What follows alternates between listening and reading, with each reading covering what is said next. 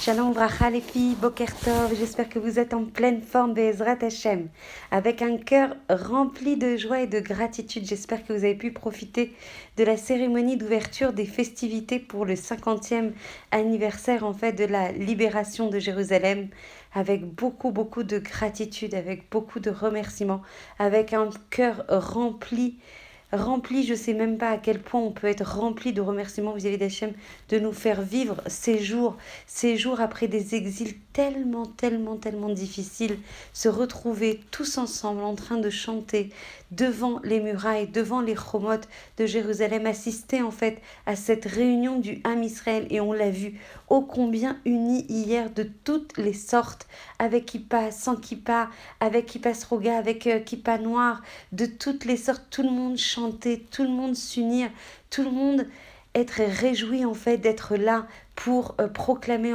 l'unité du Ham Israël, l'unité du peuple juif sur sa terre à Jérusalem. Baruch Hashem, Baruch Hashem. On ne peut être que rempli de gratitude et face à cette gratitude faire tout ce qui est possible dans nos actions pour être en conformité avec le Ratson d'Akadosh Baruch Hu. Et sur ce, on démarre Be'ezrat Hashem avec beaucoup de Siyata d'Ishmaya, de tout cœur. On demande à Kadosh Baruch Hu de nous accompagner et d'éclairer notre cœur pour étudier et appliquer Be'ezrat Hashem. Va'ave zahir likrot batorah tamid asher tuchal lekayema וכאשר תקום מן הספר תחפש באשר למדת אם יש בו דבר אשר תוכל לקיימו. Tu dois prendre soin de toujours étudier la Torah avec zèle et mesirut nefesh afin de pouvoir accomplir ses commandements. Lorsque tu interromps ton étude de Torah, tu dois réfléchir sérieusement à ce que tu viens d'apprendre et tu dois voir ce que tu peux mettre en pratique. Le Ramban insiste ici sur le fait qu'il est impossible de vivre correctement en tant que juif sans étudier sérieusement avec Mesirut Nefesh la Torah. Le Rambam va trancher d'ailleurs dans Ilchot Talmud Torah. Comment il va trancher le Rambam ? Chaque homme, sans exception, a le devoir, l'obligation d'étudier la Torah, qu'il soit riche ou pauvre, en bonne santé ou malade, jeune ou vieux. Cela ne fait aucune différence. Même le mendiant qui va de porte en porte demander l'aumône doit étudier la Torah. Même l'homme qui doit soutenir femmes et enfants, chaque juif doit avoir réservé du temps à l'étude, un moment précis du jour ou de la nuit. Il faut continuer à étudier et à étudier sans cesse jusqu'au jour de sa mort. Et le Rambam enseigne également que l'homme ne peut véritablement étudier avec succès que s'il s'y applique entièrement, et ce, quelles que soient ses capacités intellectuelles. Les sages ont enseigné que la Torah ne peut être comprise que par ceux qui se tuent à l'étude. Il faut éviter d'interrompre l'étude de la Torah par des conversations frivoles. Nos sages ont également enseigné « Celui qui néglige l'étude de la Torah à cause de sa richesse sera un jour obligé de la négliger à cause de la pauvreté. Mais par contre, celui qui étudie la Torah malgré sa pauvreté l'accomplira un jour dans la richesse. » Rabbeinu Yona dans Shaharet Tshuva écrit que la mitzvah d'étude de la Torah est essentielle, elle est fondamentale, elle est cruciale. C'est pour ça qu'elle va s'accompagner à chaque fois d'enjeux très élevés. De même que la punition pour avoir négligé l'étude de la Torah est extrêmement sévère, de même sa récompense est-elle supérieure à celle de toutes les autres mitzvot.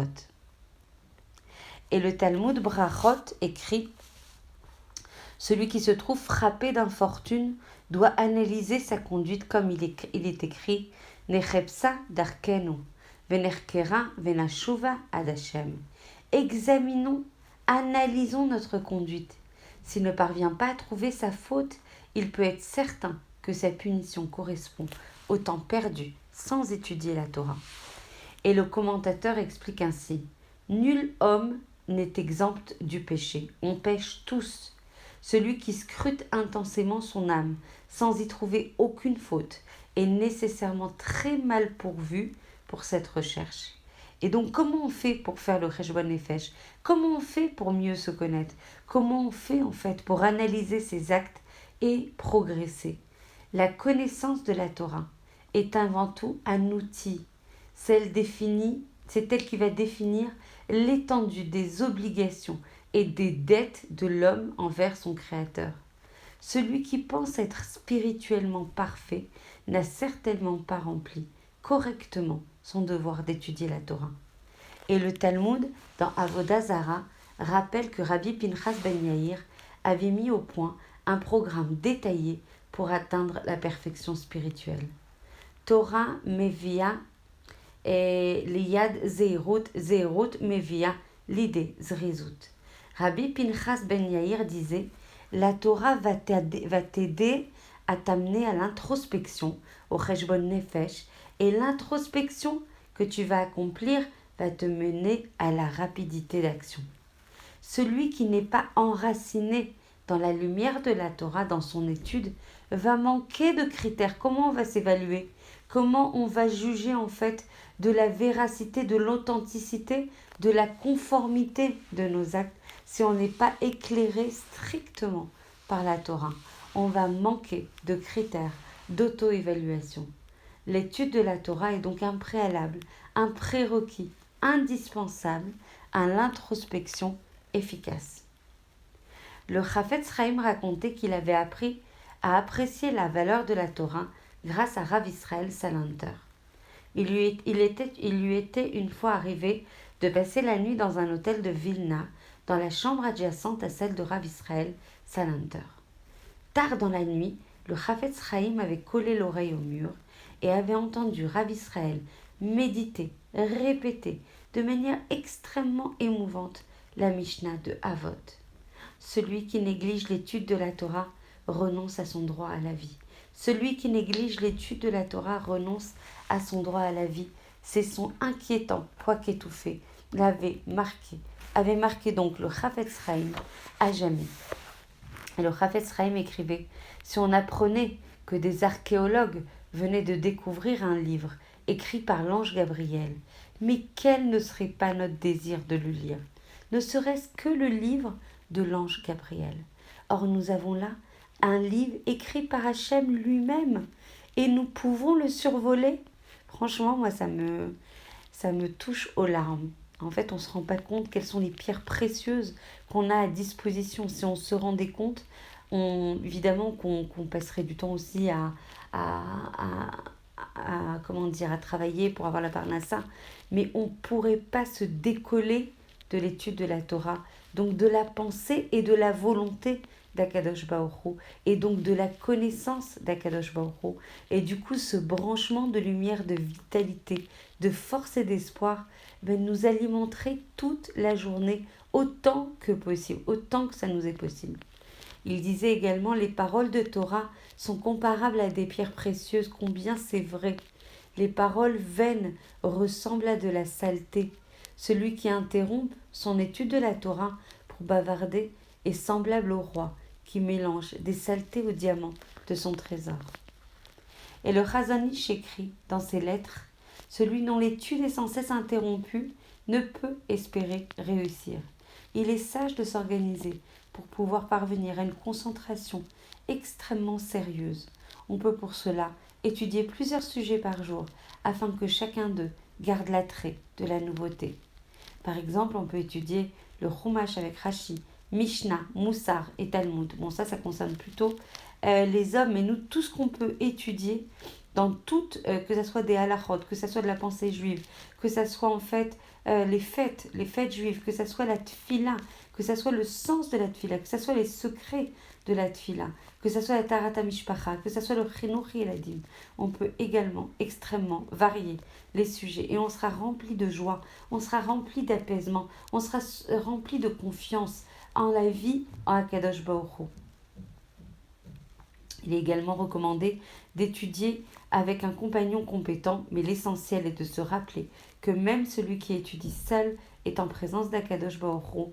En fait, on dit que même quand on étudie seul, on ramène la Shrina sur nous. La Shrina est en face de nous et étudie avec nous. Quelqu'un demanda, il faut savoir aussi que c'est la responsabilité de la femme que toute l'étude que réalisera en fait, soit son mari, soit ses enfants, toute l'étude revient également à son mérite. Donc forcément, plus on impulsera nos maris et nos enfants à étudier, à les mettre dans les bonnes écoles, à suivre le bon derer Bezrat Hashem, et plus le mérite reviendra à la femme. Donc voilà, aujourd'hui c'était vraiment essayer de comprendre à quel point la Torah est un outil extrêmement précieux pour mieux se connaître, pour mieux connaître son tachlit, pour mieux avancer dans la Avodat Hashem, pour mieux s'introspecter, pour progresser, pour sans cesse en fait se rapprocher d'Akadosh Baruch Hu et pour le connaître, connaître sa volonté. Il n'y a pas plus grand que connaître la volonté d'Akadosh Baruch Hu, parce que du coup on le connaît lui-même, et donc si on le connaît lui-même, on l'aime encore plus et on a envie encore plus de se rapprocher de lui, qu'on ait le mérite Be'ezrat Hashem, pour le mérite du Ham Israël revenu sur sa terre, pour la Géoula à laquelle on assiste, en safek, qu'on assiste à une Géoula et que bientôt on assistera à la Géoula Shlema. Il faut intensifier, il faut purifier, il faut rythmer, il faut rapprocher tous les Bnei Israël de la Torah d'Akadosh Baruch Hu, que l'on puisse proclamer Bezrat Hashem à Tzion, comme on l'a fait, on a commencé à le faire hier, c'était exceptionnel, magique, Nissim Veniflaot, de voir tout le Ham Israël, quelles que soient ses tendances, chanter, vibrer, s'émouvoir, et même si tout n'est pas parfait, encore une fois, on assiste à des shlavim extrêmement mashmaoutim, donc très significatifs. Et pour ça, pour chaque shlav que l'on traverse, on se doit de remercier Akadosh Baruch Hu et d'être acteur, de pas attendre cette Géoula, mais de la créer, de la générer, de la réaliser aux côtés d'Akadosh Baruch Hu. Je vous aime très fort, je vous embrasse de tout mon cœur et je vous retrouve demain, Bezrat Hashem.